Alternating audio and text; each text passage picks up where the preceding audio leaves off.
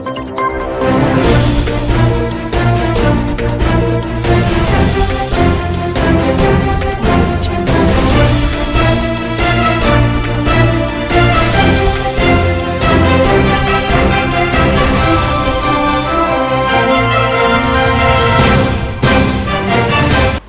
de nous rester fidèles. Mesdames et messieurs, bonsoir et bienvenue dans cette édition.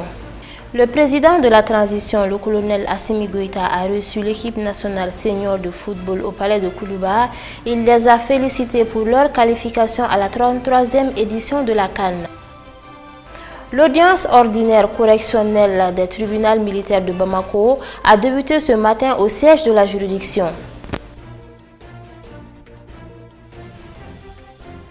Au Burkina Faso, le Forum pour la réconciliation nationale a été reporté à une date ultérieure.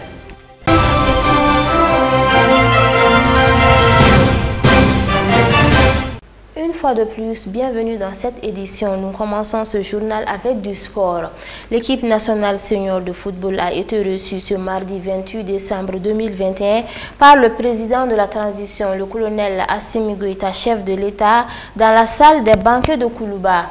Les aigles seniors ont remis 2 maillots au chef de l'État. En retour, le père de la nation a remis au capitaine de l'équipe le drapeau national. Cette rencontre, selon le président de la Fédération malienne de football, est une tradition au Mali.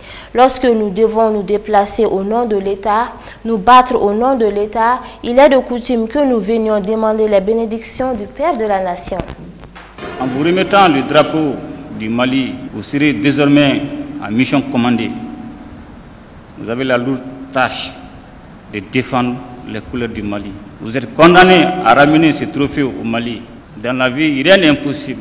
Tout dépendra de votre état d'esprit. C'est très important. En tant que combattant, en tant que joueur, tout dépendra de votre état d'esprit. De ramener ce trophée, vous devez vous dire que cela est possible et vous allez le faire. Ce drapeau que je viens de récupérer est l'incarnation de ce pays. En tant que digne fils de ce pays, mes coéquipiers et moi, nous allons nous battre, corps et âme, pour ramener cette coupe, Inch'Allah. C'est pendant les moments difficiles qu'on reconnaît les vrais citoyens.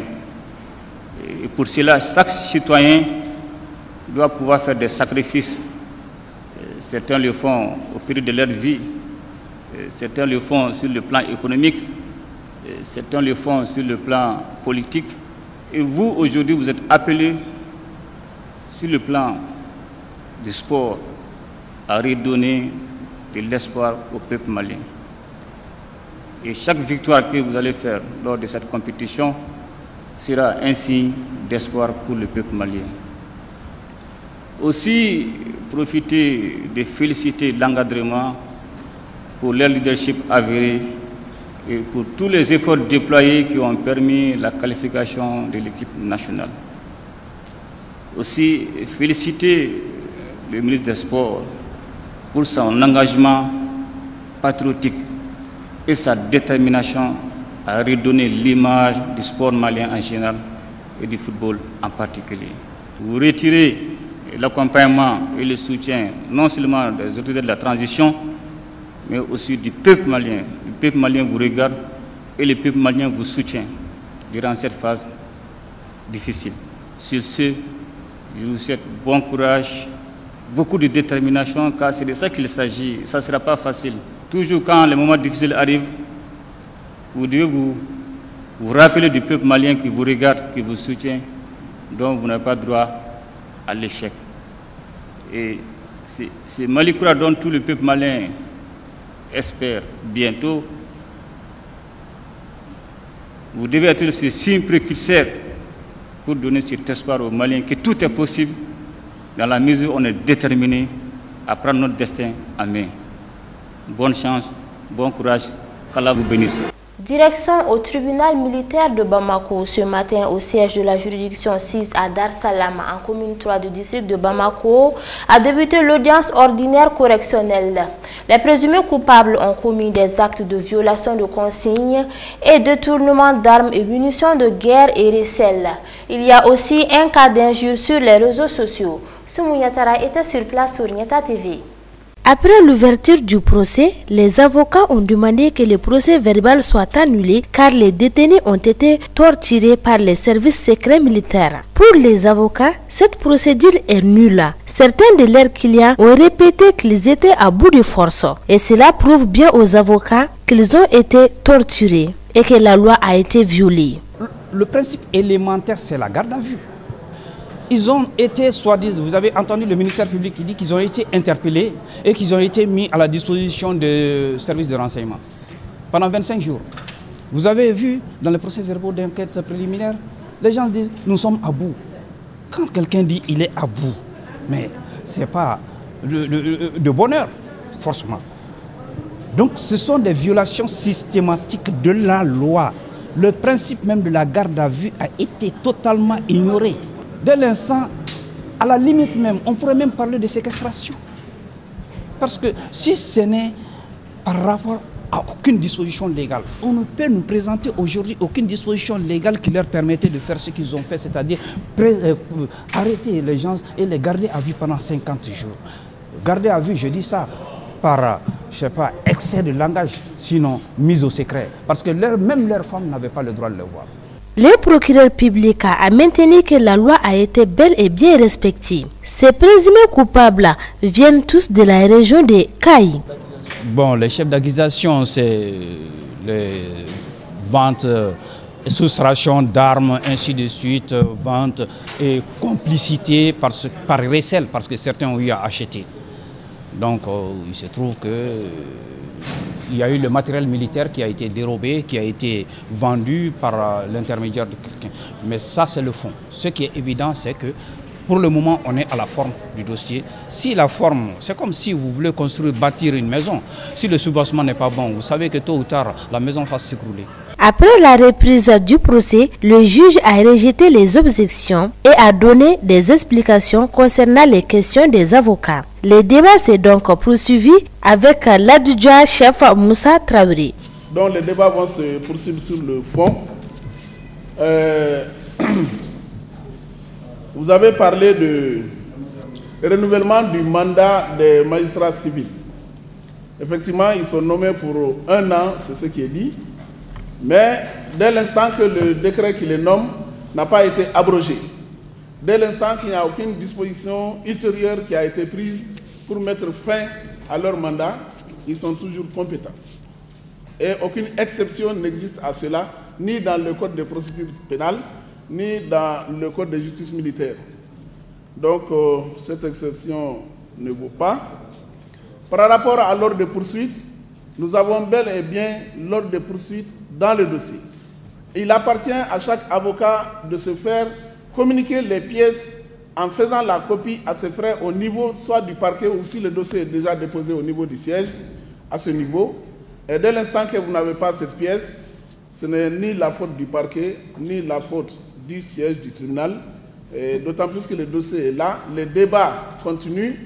Si vous voulez des pièces dont vous ne disposez pas, il n'est pas encore tard de se les approprier. En tous les cas, le fait que vous ne les ayez pas, alors que c'est dans le dossier, ce n'est pas une cause de nullité de la procédure.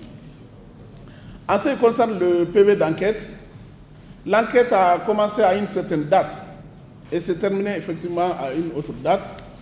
L'enquête a duré, mais nous n'avons aucune preuve dans le dossier que X ou Y a été gardé à vue de telle date à telle date. Les intéressés faisaient des va-et-vient. Si vous avez des preuves écrites par rapport à ça, vous les fournissez. Dans tous les cas, nous nous en tenons à ce que nous avons dans le dossier. L'enquête a duré. La durée de la garde à vue n'est pas mesurée forcément à la durée de l'enquête. Et cette exception aussi ne tient pas. En ce qui concerne l'immixtion, si j'ai bien noté, selon vous, des services secrets. S'il y en a eu, nous sommes au courant de rien. Aucun PV des services de renseignement n'est versé dans le dossier. Il n'a été noté ni par un enquêteur, ni par le parquet que les services secrets ont pris part au niveau des enquêtes. Donc on n'est pas lié par cette déclaration. Nous l'ignorons, nous nous en tenons aux pièces du dossier. En conclusion, les exceptions sont rejetées et les débats se poursuivent. Sur tout un autre plan, les assises nationales de la refondation de l'État phase finale se poursuivent toujours à Bamako. Pour cette dernière journée avant la clôture, il s'agit de faire le point des différentes recommandations des participants venus des 4 coins du pays pour décider ensemble de l'avenir du nouveau Mali Koura. Suivons le reportage. Ce dernier jour consiste à faire la synthèse de toutes les différentes propositions. Au cours de cette dernière journée, après avoir abordé plusieurs thématiques comme l'organe unique de gestion des élections, la réduction du nombre de partis politiques, la prolongation de la transition entre autres, ce dernier jour consiste à faire la synthèse de toutes les différentes propositions. Aujourd'hui, nous sommes en train de faire les synthèses, la lecture, la relecture des synthèses, parce qu'hier on n'avait pas eu le temps. Aujourd'hui, nous sommes en train de peaufiner, mettre à l'ordre toutes les recommandations que l'Assemblée a désignées. Nous avons demandé la réorganisation de la société civile. Je crois que je vois sur le tableau que ça a été maintenu et puis en plénière, on va défendre la cause parce que la société civile doit être réorganisée. Chaque fois, on dit qu'il n'y a pas de société civile alors que nous sommes là. Maintenant, tant que ce n'est pas réorganisé, on ne saura pas qui est société civile, qui n'est pas société civile. Voilà. Pour l'Union nationale des travailleurs du Mali, il est primordial de préserver le Conseil socio-économique et culturel. Donc depuis hier, nous avons fait des propositions en ce qui nous concerne l'INTM, le Conseil économique, social et culturel. Aujourd'hui, nous avons demandé à ce qu'on le maintienne. Parce que c'est une institution aujourd'hui où tous les problèmes se débattent. Donc les problèmes des travailleurs et les problèmes de la population. Et pour que la remontée des informations soit aux plus hautes autorités, parce que c'est à elles de voir vraiment la pertinence de ces informations qui se trouvent dans les documents. Donc on a vu que notre proposition n'a pas été prise en compte, donc nous avons demandé à ce qu'on le maintienne. Il y a aussi les élections professionnelles. En termes de représentativité aujourd'hui, il faut que l'État organise les élections professionnelles pour plus de représentativité. Parce que sans l'organisation des élections professionnelles, on ne peut pas dire qu'une centrale est plus représentative dans les institutions. Donc nous avons demandé ça et on a demandé à ce que les textes qui sont élaborés soient appliqués et les lois. Modifier les lignes de l'accord d'Alger, telle est la préoccupation de certains délégués. On propose qu'on fasse une relecture de l'accord, une révision de l'accord. Maintenant, on exige aussi une relecture de la charte de la transition. Parce que la charte de la transition parle de l'application de l'accord, alors que ce n'est pas la volonté du peuple malien. Parce que les débats n'ont pas été menés au niveau de l'Assemblée nationale et le peuple n'a pas été demandé à donner son avis par rapport à l'accord d'Alger. Cette assise va être différente des autres assises précédentes. Parce que là, les résolutions vont avoir une force exécutoire. Et ça va s'imposer à tous. Prolonger la transition pour mieux organiser les élections, c'est la préoccupation majeure des populations du centre et du nord du Mali. Par rapport à la prolongation de la transition, au moins 18 mois, pour la prolongation de la transition, pour que nous, les populations du centre et du nord, puissions voter. Donc pendant ce temps, la transition pourra sécuriser le centre et le nord, puisque les 2 tiers sont inaccessibles, carrément inaccessibles. On ne peut même pas se rendre là-bas, à plus forte raison voter. Et la plupart des populations sont en déplacement. Et qui vont voter là-bas? Il n'y a qu'1 tiers de la population qui est présente.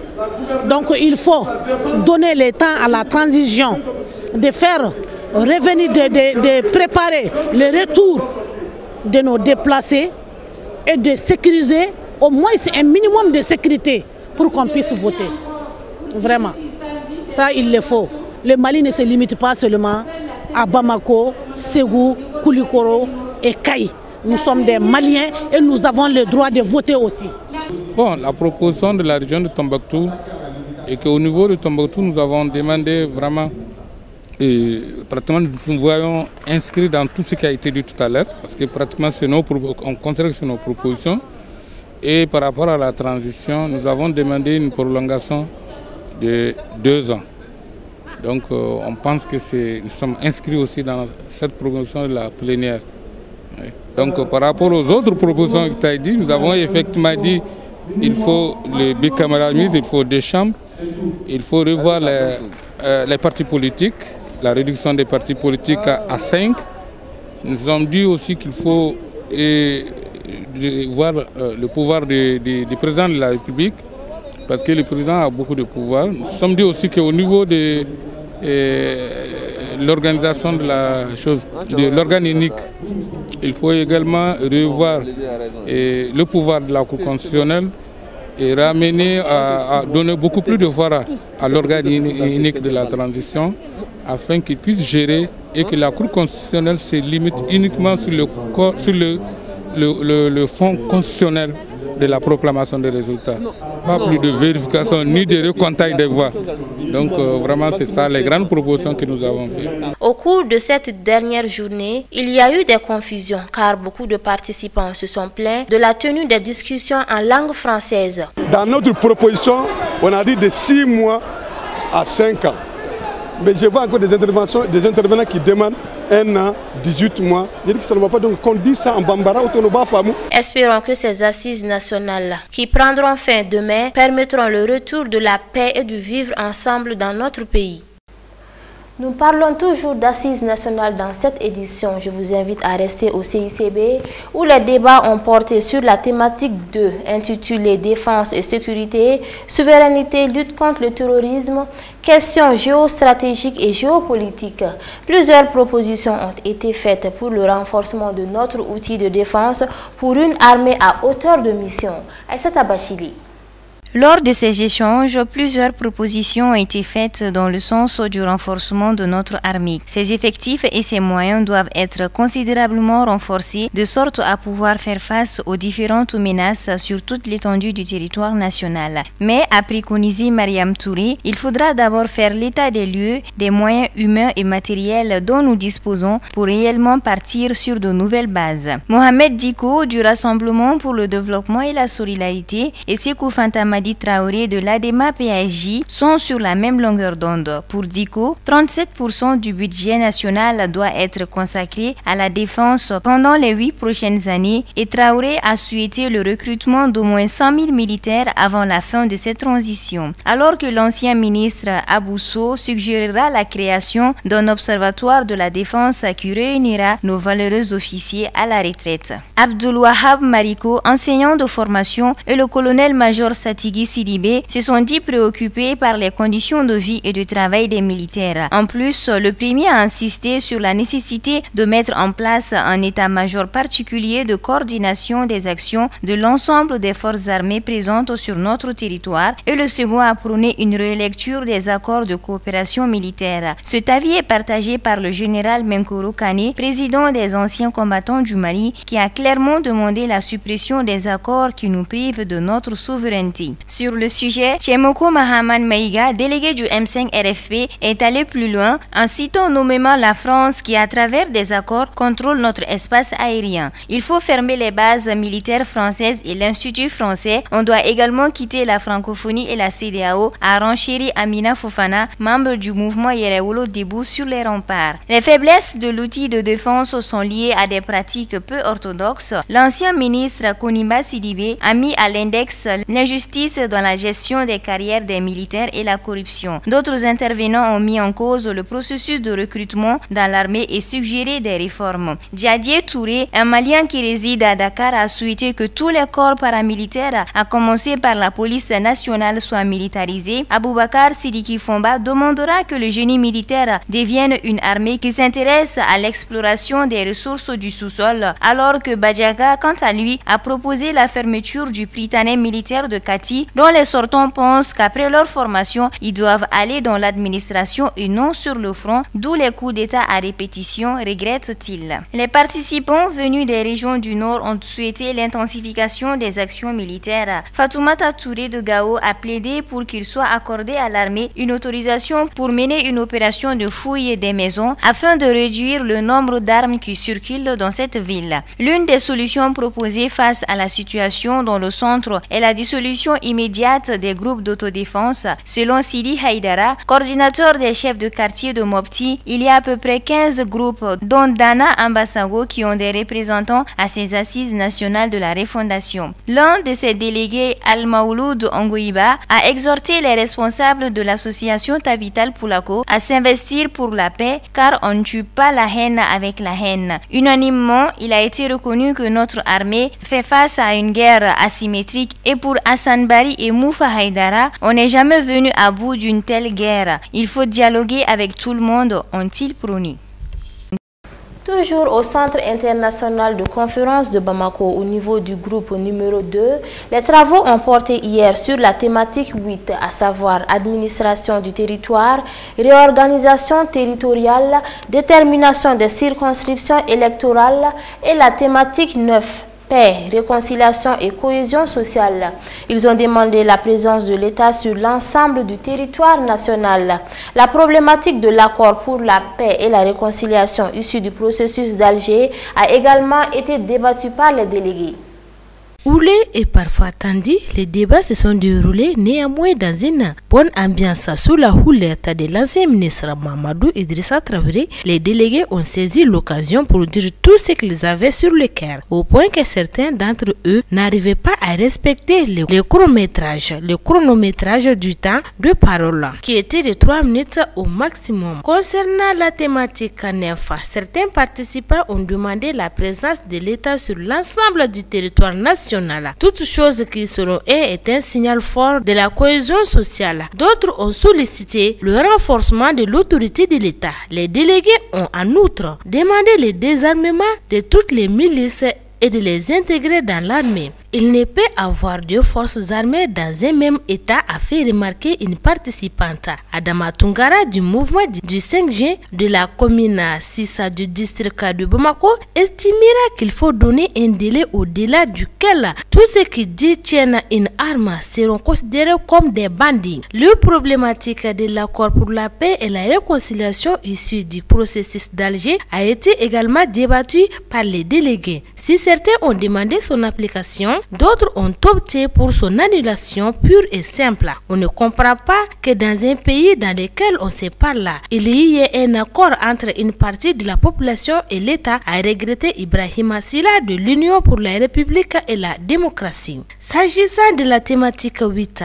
certains délégués ont demandé de réduire le nombre de cercles et des régions de notre pays. D'autres ont sollicité de consacrer la région comme circonscription électorale pour élire les députés à défaut d'aller à la proportionnelle intégrale. Les participants ont par ailleurs sollicité la création de services sociaux de base sur l'ensemble du territoire. Il convient de rappeler que la thématique portant développement rural, questions économiques et financières a été examinée ce lundi.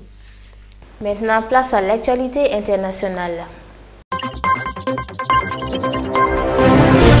Au Burkina Faso, le ministre Zéphirine Diabré a plaidé pour un retour de l'opposition dans les processus sur la réconciliation nationale, qui est dans sa dernière phase, celle des préparatifs du forum. Les documents de la stratégie de réconciliation nationale sont prêts, mais les conseils d'orientation et de suivi et le comité d'organisation ne sont pas encore installés. J'ai fait un plaidoyer auprès du chef de file pour que l'opposition s'associe aux efforts du ministère pour faire en sorte que le forum national de réconciliation soit un succès, a souligné Zéphirine Diabré. L'opposition avait claqué la porte à toutes les instances gouvernementales au lendemain de l'attaque qui avait visé les gendarmes à Inanta pour protester contre la dégradation de la situation sécuritaire. La situation naguère évolue depuis ce temps, selon le chef de file de l'opposition. Nous vivons des situations difficiles. Il ne se passe pas un jour sans qu'on enregistre des morts. Cela n'est pas acceptable, a rappelé Edi Komboigo à la fin de la rencontre avec le ministre chargé de la réconciliation nationale sur le retour de l'opposition dans les processus d'organisation du forum de réconciliation.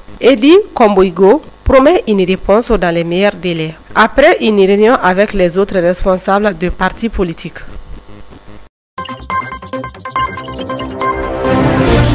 En Centrafrique, lors des discussions entre le président centrafricain et une délégation tchadienne conduite par le ministre de la Défense en déplacement à Bangui. Le dossier de la fermeture des frontières a été évoqué. C'est une visite qui pourrait débloquer une situation qui dure depuis plus de 7 ans. La fermeture de la frontière entre le Tchad et la Centrafrique depuis 2014. Le sujet a été au centre des discussions mardi à Bangui entre le président centrafricain Faustin Archange Touadéra et une délégation tchadienne conduite par le ministre tchadien de la Défense.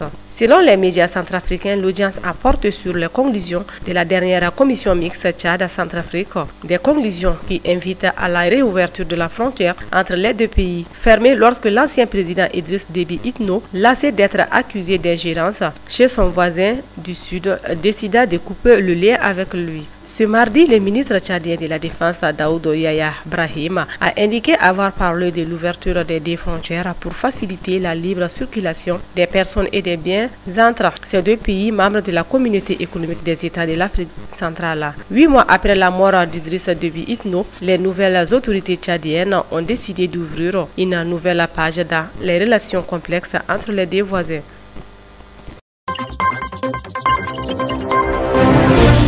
Selon les autorités soudanaises, au moins 38 personnes ont été tuées mardi lors de l'effondrement d'une mine d'or désaffectée dans la province du Kordofan occidental. La compagnie minière publique du pays a déclaré dans un communiqué que l'effondrement de la mine fermée et non fonctionnelle a eu lieu dans le village de Fouja, à 700 km au sud de la capitale Khartoum. Elle a ajouté qu'il y avait également des blessés sans avancer des chiffres précis. La presse locale rapporte que plusieurs puits se sont effondrés dans la mine de Dar Saya et Koutro. Les morts, au moins 8 blessés, ont été transportés dans un hôpital local. La compagnie minière a publié sur Facebook des images montrant des riverains se rassemblant sur le site alors qu'au moins 2 dragues travaillaient pour trouver d'éventuels survivants et des corps. D'autres images montrent des personnes préparant des tombes traditionnelles pour enterrer les morts. 36,6 tonnes d'or en 2020. La société a déclaré que la mine n'était pas fonctionnelle, mais que les mineurs locaux étaient revenus travailler après le départ des forces de sécurité qui gardaient le site. Elle n'a pas précisé quand la mine a cessé de fonctionner. Le Soudan est un important producteur d'or avec de nombreuses mines dispersées dans le pays. En 2020, la nation d'Afrique de l'Est a produit 36,6 tonnes, soit la deuxième plus grande production du continent, selon les chiffres officiels. Le gouvernement de transition a commencé à réglementer l'industrie au cours des dernières années sur fond d'allégations de contrebande d'or. Les effondrements sont fréquents dans les mines d'or du Soudan où les normes de sécurité ne sont pas largement en vigueur.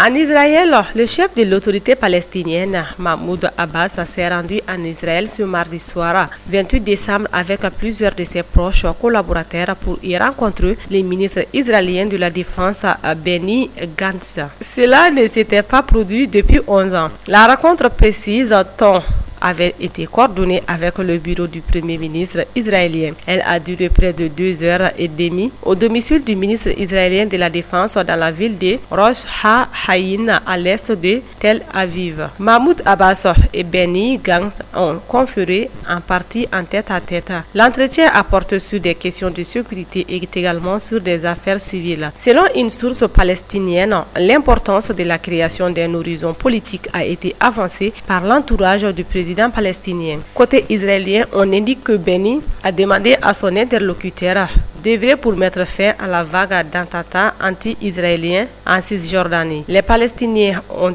réclamé à Israël de réprimer la violence des colons à leur égard. Le ministre israélien a retiré sa volonté de mettre en place des gestes de bonne volonté comme il l'avait fait à la fin du mois d'août dernier lorsqu'il s'était rendu à Ramallah. C'est la première visite de Mahmoud Abbas en Israël depuis 11 ans si l'on ne tient pas compte de sa participation aux obsèques du président Simon Perez. Le Likoud, principal parti d'opposition en Israël, a vivement critiqué la rencontre. Le gouvernement Bennett, affirme-t-il, est dangereux pour Israël. Voilà, c'est la fin de cette édition. Merci à vous de l'avoir suivi et très bonne suite de programmes sur Niata TV, la télévision pour le progrès de l'humanité. Bonne soirée.